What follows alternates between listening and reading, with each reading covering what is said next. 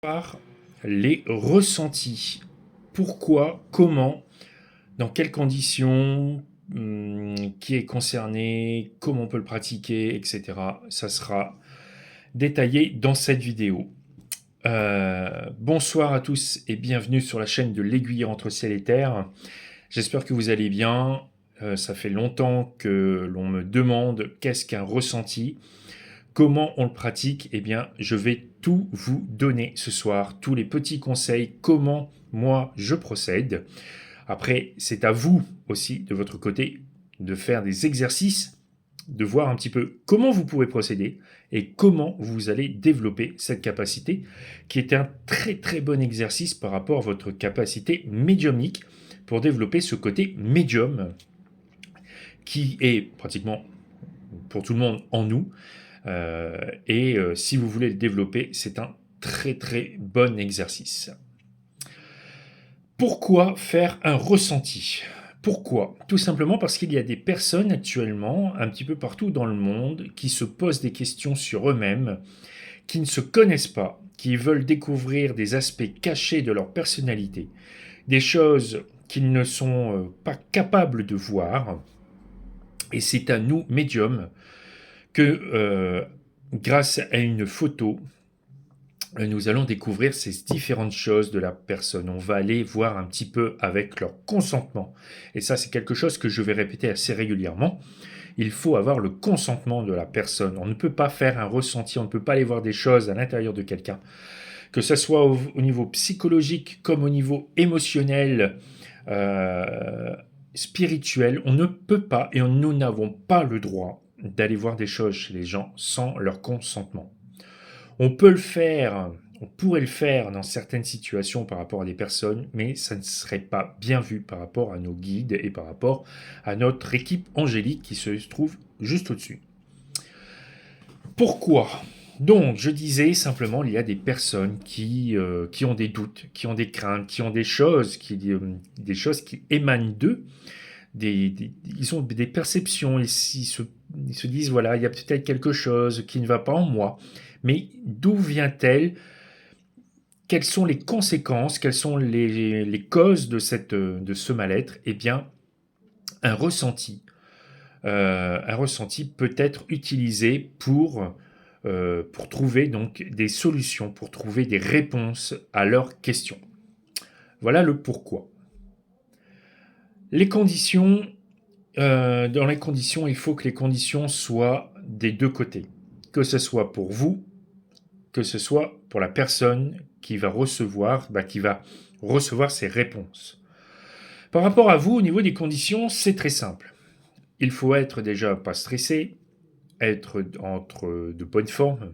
Bonne forme, quand je dis bonne forme, c'est pas fatigué, que vous soyez bien dans vos baskets, que vous n'ayez pas de problème extérieur. Que vous soyez dans un endroit dont vous avez l'habitude de faire des ressentis, de faire des communications avec les défunts ou autres, dans un endroit qui vous est propre, un endroit où vous vous sentez à l'aise, où vous n'êtes pas épié, où vous n'allez pas être j'allais dire intercepté, non, vous n'allez pas être embêté tous les 5 minutes. Voilà une condition. L'ego, votre ego, mon ego, c'est quelque chose qu'il faut rabaisser. En gros, plus on va faire de ressentis et plus des fois vous allez avoir des personnes qui vont vous dire « Ouah, c'est exact ce que vous me dites, vous êtes trop fort, ouah, vous lisez en moi comme dans un livre ouvert. » Ne montez pas votre ego. Travaillez sur votre ego. Et pour travailler sur votre ego, il faudra faire des méditations pour diminuer en disant « Ben voilà, je vais faire un ressenti, je vais faire quelque chose pour quelqu'un, je vais essayer de l'aider, de le conseiller, de le partager et de l'aiguiller. » Mais vous devez diminuer votre ego parce que votre ego peut vous tromper sur la situation. En gros, plus vous avez un ego surdimensionné, plus vous allez avoir la grosse tête. Et plus vous allez peut-être imaginer des choses en disant ouais, ça y est, j'y arrive, j'ai eu plein de réponses positives, etc., etc., etc. En gros, il faut travailler sur votre ego et diminuer votre ego. Diminuer cette chose qui vient un peu côté négatif, qui vient vous dire tu es fort et tout, vas-y, tu peux tout réussir, etc. Et donc, c'est cet ego-là qu'il faudra diminuer. Il faudra diminuer votre stress, il faudra diminuer aussi les problèmes, évacuer les problèmes un petit peu que vous avez sur les côtés pour essayer d'avoir un esprit libre, libre et dégagé. D'où la méditation. Plus vous allez méditer, plus vous allez pouvoir vous apaiser, vous calmer et avoir des perceptions et des visions beaucoup plus fluides et beaucoup plus saines et lumineuses, très lumineuses. Vous pouvez imaginer à n'importe quel moment vous dire que vous êtes lumière, et que vous demandez énormément de choses, vous faites une participation de vos guides, de vos êtres de lumière, vos anges gardiens, vos archanges, de votre équipe médiumnique, angélique de l'autre côté, qu'ils vous aident. Comment procéder? Eh bien, pour procéder, la première des choses, c'est donc d'avoir le consentement de la personne qui vous demande un ressenti. Ça, c'est quelque chose que je répéterai assez régulièrement, voire même tout le temps. Le consentement. Je vais changer un peu de sujet. C'est comme si vous aviez une relation intime avec quelqu'un. S'il y a consentement, les liens sont beaucoup plus partagés dans les deux sens. S'il y a refus, il y a tension, il y a confrontation, il y a blocage. Donc, avoir le consentement de la personne sur lequel vous allez faire votre ressenti. La deuxième chose, c'est de créer un lien invisible, un lien d'amour entre la personne et vous-même. Ce lien, vous pouvez le faire par vous-même ou vous pouvez le demander à vos guides qui sont toujours à côté de vous, vos êtres de lumière, les archanges, demandez qu'ils vous aident de créer un lien de façon à avoir, comme un fil électrique, une communication fluide entre les deux. Ensuite, c'est de focaliser sur la personne, sur le visage. Quand je dis focaliser, c'est pas obligatoirement tout de suite partir, allez, je vais aller voir ce qu'il y a à l'intérieur. Non, vous visualisez le visage. Vous regardez un petit peu les contours, le nez, la bouche, les yeux, vous voyez un petit peu comment elle est, son environnement aussi, voir si elle est dans une pièce, dans la nature ou autre. Détailler au fur et à mesure et en approfondissant après les différentes caractéristiques de la personne. Moi, je vais vous expliquer un petit peu comment je fais. Je regarde un peu autour, je regarde le visage, je regarde les yeux, le nez, le front, le sommet du crâne, les oreilles. En gros, je regarde un peu partout. Et ensuite, je divise le visage en deux. Sur le côté droit, pour moi, c'est la personne. C'est ce qu'on voit tous les jours, ce qu'on voit dans la rue, ce qu'on peut interpréter, l'expression, les sentiments, les émotions du visage, etc.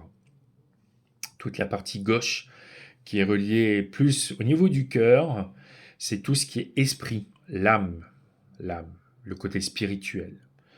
Si vous regardez bien, et même si vous vous cachez avec votre main l'écran, vous verrez qu'il y a une grande différence entre le droit et le gauche. Au tout début, vous pouvez cacher une partie du visage et vous laissez aller. Il y a beaucoup de personnes qui se disent ah, je vois quelque chose, mais je ne pense pas que c'est ça. Non, pas de doute. C'est plusieurs fois, j'ai fait plusieurs vidéos par rapport à différentes choses sur le côté médiumnique, comment développer son côté médiumnique, les vies antérieures, etc. En tant que médium, on passe comme un enfant. Il y a des moments de doute, il y a des moments des erreurs, il y a des moments où vous allez réussir. Même moi, encore maintenant, ça fait, je sais plus, 3 ou 4 ans, 3 ou 4 ans, que je me suis vraiment mis dedans, etc. et que je développe. Et puis, même maintenant, je me trompe. Je suis encore un être humain. Je me trompe. Je peux me tromper.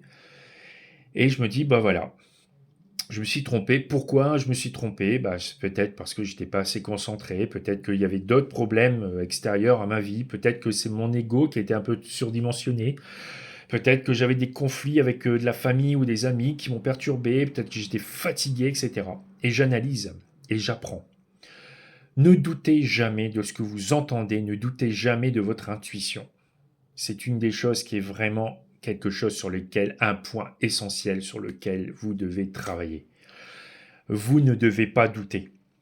Ça m'est arrivé, allez, des dizaines de fois. d'avoir quelqu'un, de voir un ressenti, et j'entends quelque chose, et je me dis, non, non, ça peut pas être ça. Je mets à côté. Et je le marque pas. Et quand la personne évoque, c'est ce que j'avais pensé de la personne. J'ai donné des indications à quelqu'un au niveau de l'alcool. L'alcool, de la drogue, d'autres personnes, la drogue, des incestes. À un moment, j'ai entendu inceste. Comment dire ça à quelqu'un, inceste? Vous pouvez, il faut savoir le dire, il faut savoir le manipuler, il faut savoir le, le mettre dans la conversation. Toujours bien rassurer la personne qui est en face de vous. Ne pas la traumatiser. Apaiser les choses. Essayez de trouver les bons mots, les bonnes phrases. Apaiser, essayer de vous excuser, etc. De dire, ben voilà, je vais vous dire quelque chose, etc. Ça peut être très compliqué à entendre. Donc, modérez la personne qui est en face de vous. C'est aussi important. Qui est concerné? Ben, tout le monde. Moi, vous, les amis, etc. Tout le monde est concerné. Moi, j'ai déjà posé ma photo en disant qu'est-ce que vous voyez, parce qu'il y avait des choses qui me semblaient cachées, secrètes, et où je voulais avoir confirmation sur des ressentis que j'avais personnellement. Donc tout le monde est concerné, tout le monde est concerné par ces ressentis, parce que nous sommes tous médiums. Comme je le répète, il y en a qui vont le développer, il y en a qui vont le rejeter, il y en a qui vont être entre deux eaux, qui vont se dire je développe pas, j'écoute pas, qui entendent des choses d'autres médiums qui se disent oh non, non, non, vu comment ce il peut voir, ce qu'il peut ressentir, moi je veux pas, etc. C'est un choix qui est ici, dans le cœur. Si vous voulez aider les personnes qui sont autour de vous et que vous voulez développer, bien entendu, on n'arrive pas médium tout de suite. Il y a des étapes. J'apprends encore actuellement. Je ne me mets pas sur un piédestal. J'apprends tous les jours. Il y a des moments où je ne ressens rien. Il y a des moments où ça arrive et j'explose. Il y a plein d'informations, etc. Moi, ce qui me fait extrêmement plaisir comme médium passeur d'âme, c'est quand j'ai réussi à faire passer une âme, par exemple de l'autre côté, et que j'ai libéré une famille qui était tourmentée par des cauchemars, qui était tourmentée par se sentir épié, se sentir mal dans leur maison, qui est donc quelque chose qui est leur refuge, et sentir que ces deux âmes, celle qui reste sur terre et celle qui passe, ont retrouvé une sérénité et une paix. Voilà. Ça, c'est la petite parenthèse. Donc, qui est concerné? Ben, tout le monde, tous ceux qui veulent avoir un ressenti, qui veulent avoir des réponses à des secrets, à des choses cachées, et qui pourront, par cela, continuer leur chemin de vie, leur mission de vie, et s'améliorer. Parce que dans la vie de tous les jours, on s'améliore. Sur quelle durée peut-on faire un ressenti? Eh bien, ça peut être très simple. Ça peut être 5, 10, 15, 20, 30, 35 minutes. Pour moi, plus de 30 minutes, vous allez vous fatiguer. Vous allez vous fatiguer, même déjà 30 minutes, c'est extrêmement long. Vous allez vous fatiguer. Et si vous voulez faire plusieurs ressentis, il vaut mieux réduire à 15 minutes par personne. Plus vous allez faire de ressentis, plus vous allez vous concentrer, plus vous allez vous allez dépenser de l'énergie, et plus cette énergie sera dépensée, plus il faudra donc du temps pour vous la réaccaparer, pour vous la reformer. Donc si c'est quelqu'un en particulier, une seule personne, ben vous pouvez prendre le temps. Vous pouvez prendre le temps. Si vous avez 3, 4, 5 personnes, c'est peut-être difficile à entendre, mais il faudra réduire ces temps pour permettre à tout le monde d'avoir des réponses à leurs questions. Vous allez me dire aussi, mais il y a des moments où je ne vois rien. Ben oui, il y a des moments où on ne voit rien. On n'y arrive pas. Et dans ces cas-là, ben on se dit, bah non, c'est pas la peine. Ce soir ou aujourd'hui, je ne ferai rien. Je coupe la vanne. On verra plus tard. Peut-être qu'il y a des choses qui viennent me perturber, qui viennent me tracasser et qui me mettent des barrières, des bâtons dans les roues. Donc il faut savoir dire non, ce soir je ne fais rien, je pense à moi, je veux aller voir de la famille, je veux aller voir un film au cinéma, il faut continuer à vivre, il faut profiter. de ne pas se concentrer tout le temps sur les personnes qui sont en demande, parce que vous aussi, vous avez des besoins, vous avez aussi des moments à passer avec vous et avec les personnes que vous aimez autour de vous. Je dirais simplement pour clôturer donc un petit peu ce côté un peu ressenti, n'hésitez pas à faire des méditations et à demander des conseils à vos guides. Ils sont là perpétuellement autour de vous. Et la petite anecdote, c'est qu'au travail, il y a un monsieur qui est venu avec sa fille. Et cette petite fille n'arrêtait pas sans cesse de me regarder. On était beaucoup de personnes, mais il n'y avait que moi. Elle me regardait fixement. À un moment, je me suis posé la question, je me suis posé deux questions. Et c'est une de mes amies, de mes grandes amies, qui m'a dit, elle a dû voir ton aura. Et à un moment, même en me regardant, elle regardait un petit peu sur le côté gauche. Et je pense que c'est Émilie qu'elle voyait. Et je pense qu'elle était très apaisée, elle n'était pas craintive. Et je pense que ces enfants peuvent voir beaucoup de choses autour de nous et même sur nous. La méditation, donc, communiquez avec vos guides, demandez-leur des conseils, demandez-leur des exercices. Faites aussi, oui, des exercices, beaucoup d'exercices sur les ressentis, que ça soit l'intuition, que ça soit sur la divination sur photo, sur des exercices sur des parfums, ça peut être aussi des exercices sur le téléphone, sur vos collègues. Dites, tiens, à ce moment-là, il y a le téléphone qui va sonner, etc. Faites des exercices tous les jours, tous les jours, tous les jours. Octroyez-vous quand même des moments de pause. Hein. Oui, je dis tous les jours. Mais octroyez-vous des moments de pause. Je vérifie quelque chose. Voilà un petit peu les conseils que je peux vous donner sur les ressentis. Je sais que c'est une toute petite vidéo, mais je ne vais pas faire beaucoup parce que ça ne sert à rien de faire un film là-dessus. Il y a énormément aussi d'ouvrages sur l'intuition, sur les ressentis, etc. Plus vous allez en faire, et plus vous allez travailler, et plus vous allez prendre confiance en vous. Oui, j'avais l'oublié, la confiance en vous. Il faut que vous ayez confiance en vous. Et cette confiance en vous, elle servira pour plus tard, dans différents domaines de votre vie de tous les jours, dans n'importe quelle situation. Plus vous allez avoir confiance en vous, et plus vous allez travailler sur vous, et plus vos ressentis en seront décuplés et beaucoup plus précis. Voilà les amis, c'était une petite vidéo sur le ressenti. Je n'ai plus qu'à vous souhaiter une excellente soirée. Portez-vous bien. Je ferai une communication de défunt, ou une petite communication de défunt la semaine prochaine. Jeudi soir, je pense. Je serai en repos jeudi soir, voire vendredi aussi, donc j'aurai le temps. Jeudi soir, ne vous inquiétez pas, je laisserai aussi une indication pour venir. Voilà. Parlez-en autour de vous. On fera une communication en direct et en indirect. Donc je laisserai les personnes, les défunts venir à moi et communiquer avec vous. Et je prendrai aussi des personnes. Alors par contre, ça sera, si possible, des personnes nouvelles, des nouvelles personnes.